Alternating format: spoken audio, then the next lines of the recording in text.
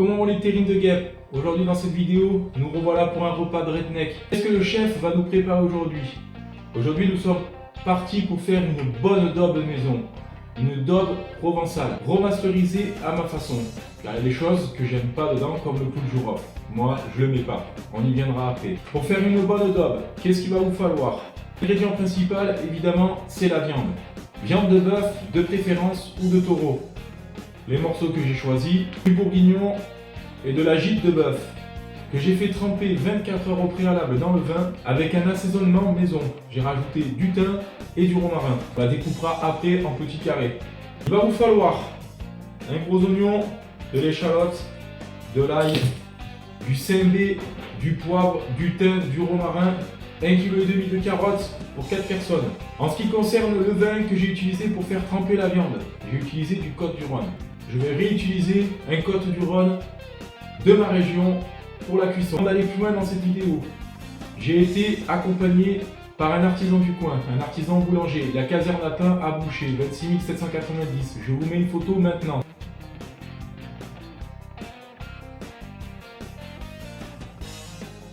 Hier, je suis allé lui passer une commande et voici ce qu'il m'a préparé. Un bon pain de campagne bien cuit pour accompagner ce plat. Je remercie les gérants de la caserne à pain ainsi que toute son équipe pour leur professionnalisme et le bon pain qu'ils font. Je suis ravi de travailler avec eux et je travaillerai avec eux pour les prochains plats que je vais vous proposer bien sûr. En accompagnement pour une daube, vous pouvez le faire avec des pâtes ou des frites. Moi j'ai choisi des frites XL. Allez, c'est parti. Je vais commencer par éplucher les carottes. Les carottes, je les épluche. Je coupe chaque extrémité, pour ma part, généreux. Et après, je les recoupe dans la longueur.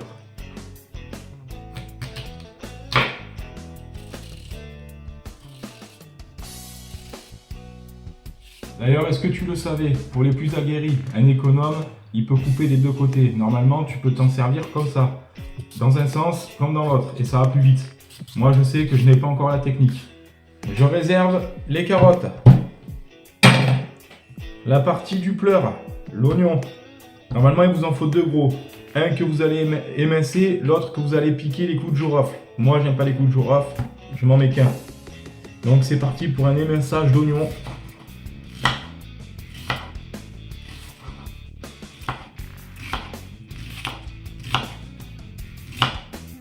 Échalote.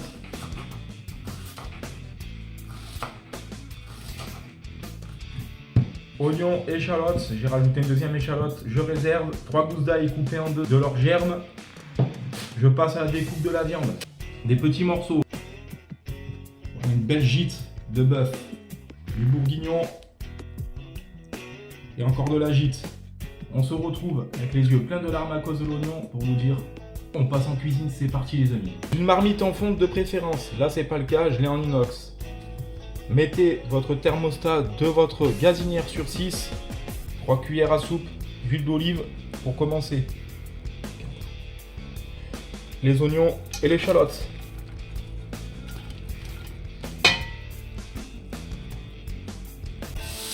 Je m'arrête pas de remuer, il faut pas que ce soit frit.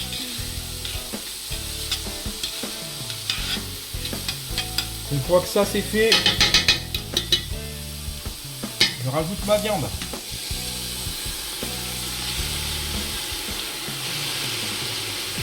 Je réserve mon jus de côté.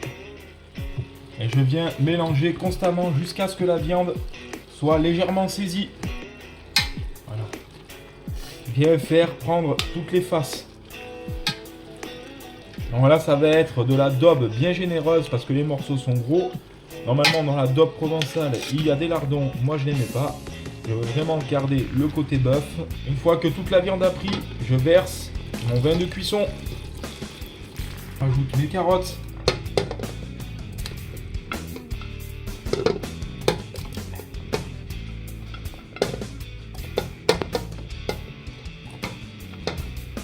Vous êtes généreux comme moi et qu'il vous en manque un peu. Voilà pourquoi j'avais réservé le jus de côté. Et que j'avais pris les deux mêmes bouteilles, vous pouvez compléter. Une fois que vous êtes bien en hauteur, vous passez à l'assaisonnement.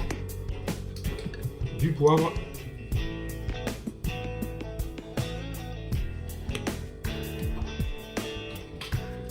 du sel.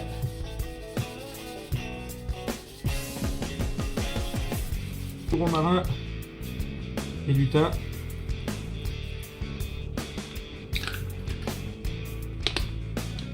Je remets une cuillère à soupe d'huile d'olive.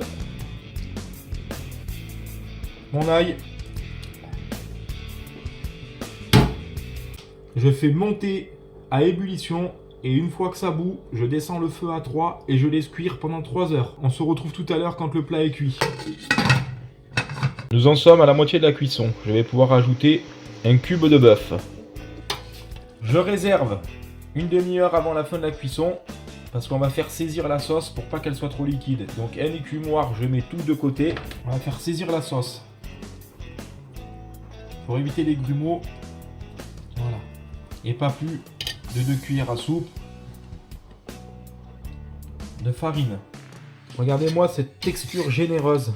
Voilà, une sauce bien épaisse, mais pas trop. Donc là, feu doux, c'est limite à 2. Faut même pas que ça bulle, ou juste des petits blops en surface, vraiment un tout petit peu. Je remets mon couvercle, je réserve, je vais préparer les frites, je dresse, on se retrouve à table. Nous revoilà au service, les brothers et les sisters. Le repas est enfin prêt. Une bonne daube accompagnée de frites croustillantes. Pour le final, nous aurons un comté du Jura AOP, un picodon de la Drôme dessous AOP, un bon pain de campagne. Au niveau budget, pour 4 personnes, ça m'est revenu à 50 €, fromage et pain compris. Si toi aussi tu aimes bien l'univers redneck et la bouffe, bienvenue sur ma chaîne YouTube. Alors n'hésite pas à t'abonner parce que des repas comme ça, il va y en avoir d'autres. Il va même y avoir des repas de seniors où je vais inviter des convives en débat libre. On se retrouve très bientôt pour la carbonade flamande.